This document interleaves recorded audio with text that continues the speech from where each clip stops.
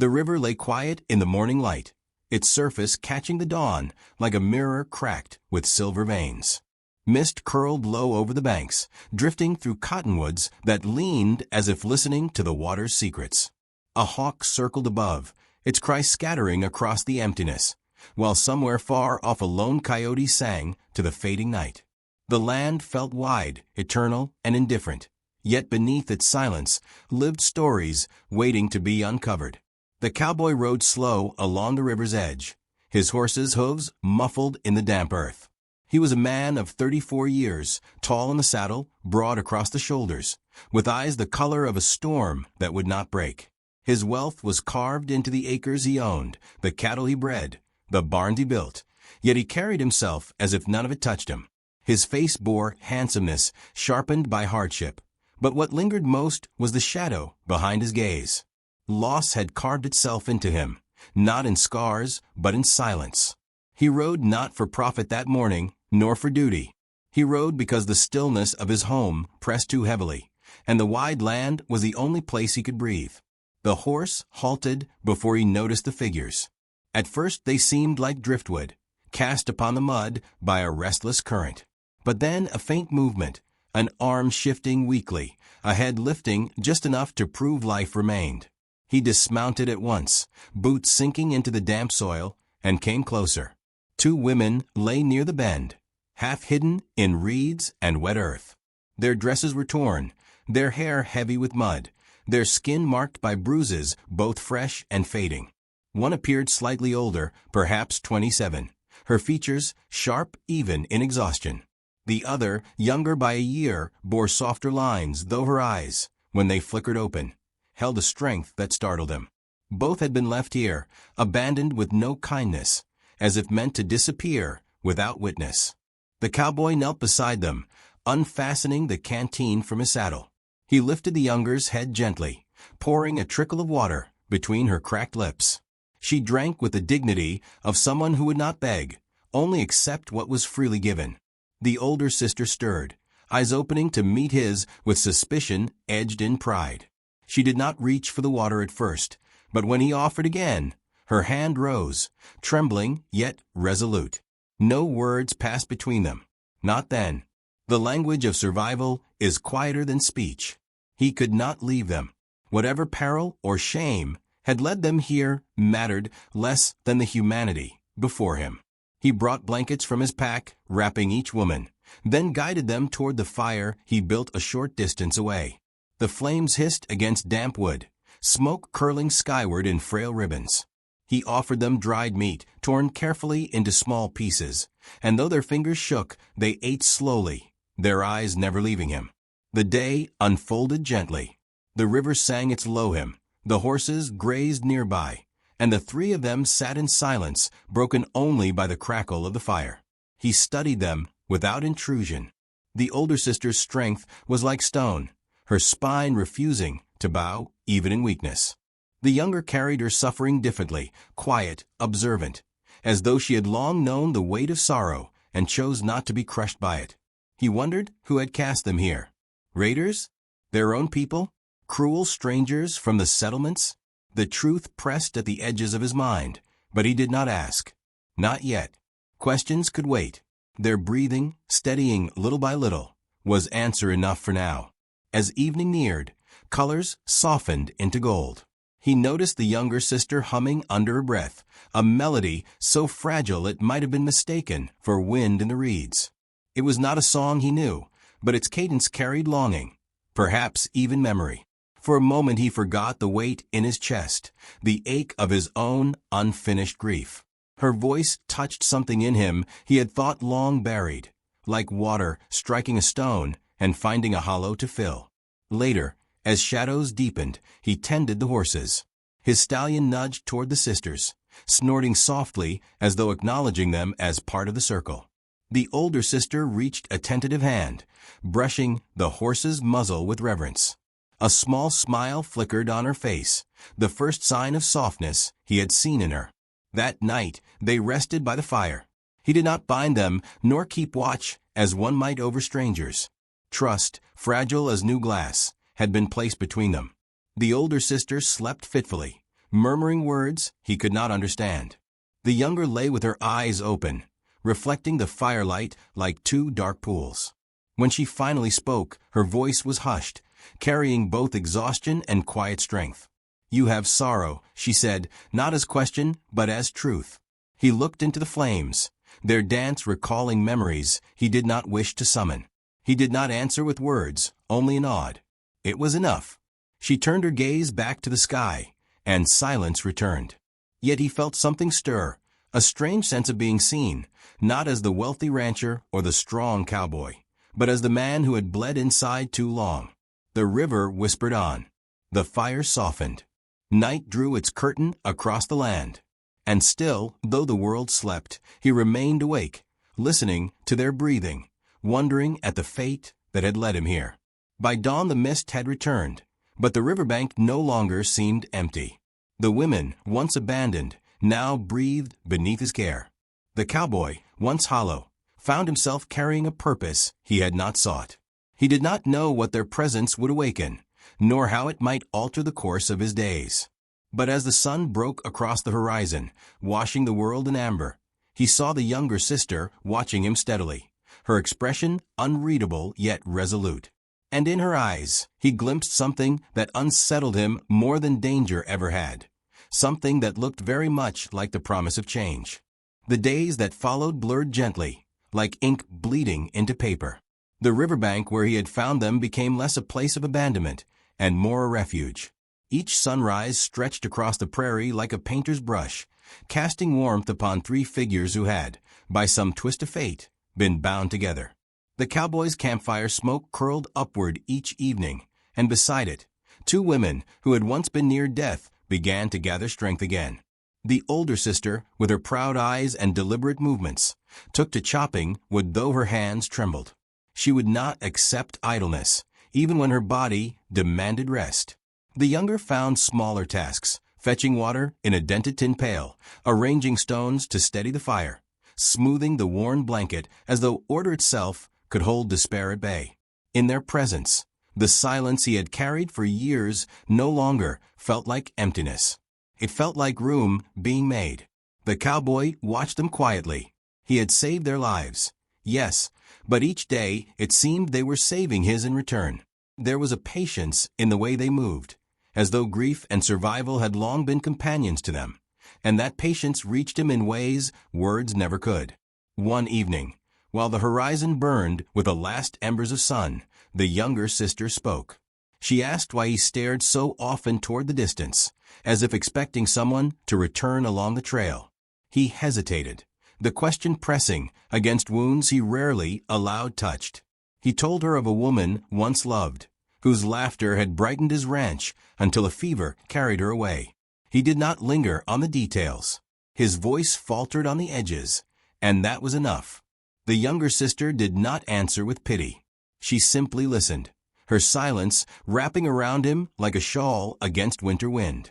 Their bond did not announce itself in bold strokes. It crept like ivy, soft and steady, weaving into the spaces left hollow by loss. He began to notice the way her gaze rested on him when she thought he would not see, the way her voice steadied when others faltered, the way her presence quieted the ache inside him. It was on the fifth evening that the sound of approaching hooves cut through the stillness. The women stiffened, glances sharp with recognition. The cowboy stood, hand near his revolver, though his posture was more protection than threat.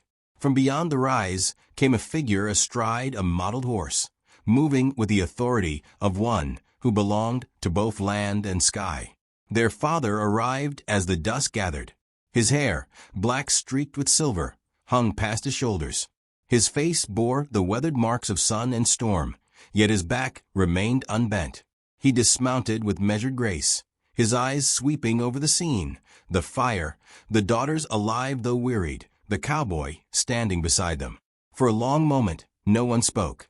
The father's gaze lingered on his daughters, softening with relief, though pride quickly cloaked it. Then his eyes turned to the cowboy, studying the stranger who had brought life back where death had nearly claimed it. The women rushed to him, their arms encircling his waist. In their native tongue, they spoke quickly, voices trembling with emotion. The cowboy could not understand the words, but he understood their weight. Gratitude, survival, love. The father placed his hands on their heads, whispering a blessing, before stepping closer to the man who had tended them. His voice, when it came, was low but strong. Through halting English and gestures, he made his meaning clear. The cowboy had shown honor where others would have turned away. He had given not only water and warmth, but dignity. For that, the father offered a gift, one of his daughter's hands in marriage. The cowboy stood still, the fire's glow painting his features in amber and shadow. He had not expected this. Marriage had not entered his thoughts since the day he buried the woman he once loved. His heart was a landscape scorched by grief, not fertile ground for promises. And yet the offer stirred something deep, something both fearsome and tender. The sisters' eyes told their own stories. The older's gaze flickered with longing quickly masked, a secret folded beneath layers of duty. The younger's met his with calm steadiness, not pleading, not demanding, only holding the kind of courage that spoke of healing yet to come. Between them lay an unspoken choice, one that would shape not just his path, but theirs as well. The night carried a quiet weight. The fire cracked, sparks leaping upward like prayers. The father watched with solemn expectation, certain that this decision would tie lives together as surely as rivers tie valleys. The cowboy's chest tightened. He had once vowed never to let love enter again, for love meant loss, and loss meant tearing open wounds that never truly healed. But here, under the wide and endless sky, with two women whose resilience matched his own grief, he wondered if fate was not asking him to love, but to live. He offered no answer that night. Instead, he bowed his head in respect, acknowledging both the gift and the burden of it. The father nodded, accepting patience as wisdom. The sisters said nothing, though their eyes lingered on him long after they lay down to rest. Sleep eluded him. He sat by the dying fire, the weight of memory pressing against the stirrings of possibility. The stars above glittered like distant fires, each one a reminder of how small and fragile a man could be. Yet beneath their vast witness, he felt the first fragile threads of choice pulling at him. At dawn, when the river mist rose once more, he looked upon the sisters with renewed eyes. He saw not helpless women, but survivors, each carrying her own silent song. He saw the father, proud and unyielding, offering him not possession, but kinship. And within himself, he felt the faintest stirring of something he thought long gone, the dangerous, tender hope of beginning again. Still, hope was not yet decision. His silence would not last forever. A path must be chosen, and in that choice lay both healing and risk. As the sun climbed higher, burning away the mist, the younger sister turned to him. Her expression held neither fear nor urgency, only quiet certainty. In her eyes, he glimpsed something that unsettled him more deeply than grief ever had, something that looked very much like the possibility of home. The days turned slow and heavy, as though the land itself waited for him to choose. The father lingered, watching with the patience of stone, while the sisters carried on with their quiet rhythm. The cowboy rose each morning with the same burden pressing against his ribs, the weight of a decision that was more than choice. It was the opening of an old wound, or the stitching of it closed forever. He rode out one afternoon, letting the reins hang loose, his horse moving where it pleased. The prairie stretched endless before him, golden grass waving like an ocean, wind whispering through the stalks.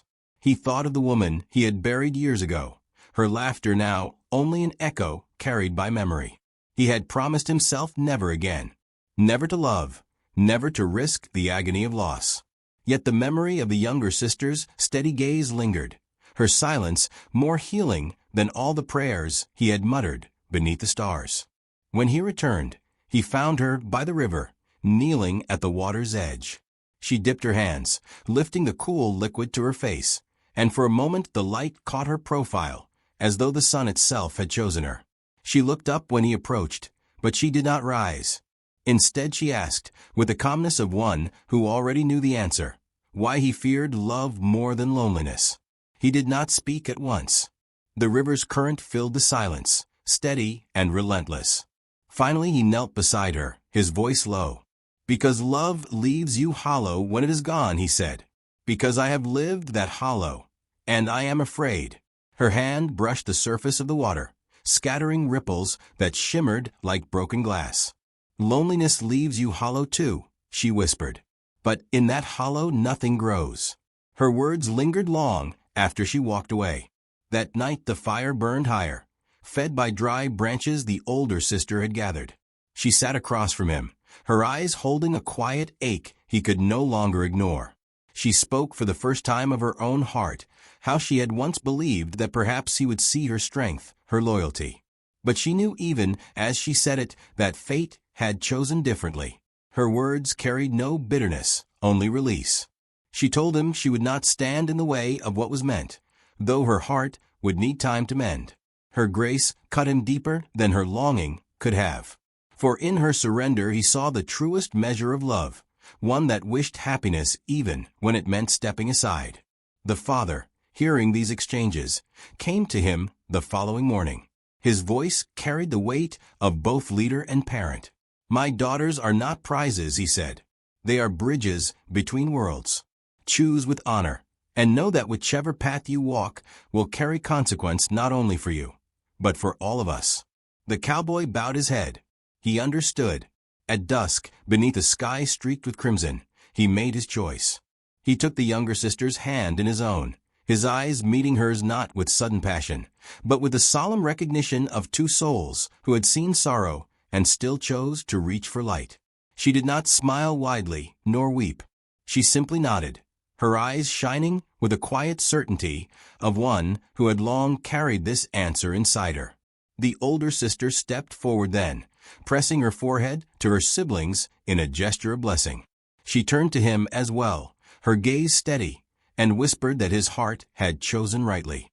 In that moment, the bonds between them deepened into something beyond rivalry, into family. Their union was not marked by bells or grand procession. It was sealed beneath the open prairie sky, the father chanting words that blended prayer with promise. The cowboy felt the earth beneath his boots as witness, the wind across his face as benediction. When he looked into his bride's eyes, the hollow inside him filled, not with fire or thunder, but with something steadier, like rain falling softly on dry ground, coaxing life from what had long been barren. Seasons shifted. The ranch that had once echoed with silence now carried new sounds, laughter, conversation, the rhythmic beat of daily life shared. The younger sister, now his wife, moved through the rooms as though she had always belonged, her presence weaving warmth into every corner. The older sister remained close, her loyalty unbroken, her strength lending steadiness to their days. Even the father visited often, bringing stories, counsel, and the fierce love of a man who had nearly lost what was dearest. And then the child came, a son, small and fierce in his cries, born beneath the same wide sky that had witnessed their vows. The cowboy held him with trembling hands, awe breaking him open in ways grief never had. He pressed his lips to the infant's brow, feeling life pulse against him, and knew that love had not betrayed him after all. It had simply waited, patient as the land, until he was ready to carry it again. The nights grew softer. He would sit by the fire with his wife beside him, their child asleep in her arms, the older sister humming an old melody nearby. The hollow within him had become a home, filled with voices and warmth. He understood now what the younger had meant. Loneliness grows nothing, but love, even when risky, plants seeds that bloom into futures. Yet even in peace, a whisper of fear remained. One evening, while the prairie wind carried the scent of rain, he confessed to her that he still feared losing it all. She touched his cheek gently, telling him that fear was only proof of how deeply he loved. That to risk grief again was not weakness, but courage. And in that truth he found rest. The river that had nearly taken them now flowed in memory, not as a place of death, but as the beginning of something enduring. It sang still in his dreams, a reminder that fate had set him upon its banks not to grieve forever, but to be reborn. On the last evening of summer, as the sun sank low and painted the world in fire and gold, he stood with his wife and child, the older sister at their side, and the father watching with quiet pride. He looked out across the land that had once seemed endless in its emptiness, and now seemed endless in its promise. The boy in his arms stirred, opening eyes that mirrored the storm gray of his own. The cowboy smiled softly, his voice almost a prayer. "You will never know the hollow I once carried." The wind shifted, carrying the words away across the prairie. And in that moment, as the horizon burned and the child's heartbeat pressed against his chest, he knew his story was no longer one of loss. It was one of love remade, of grief transformed, of a man who had been saved not by fortune or strength, but by the quiet, unwavering hands of those he had once found at the river's edge.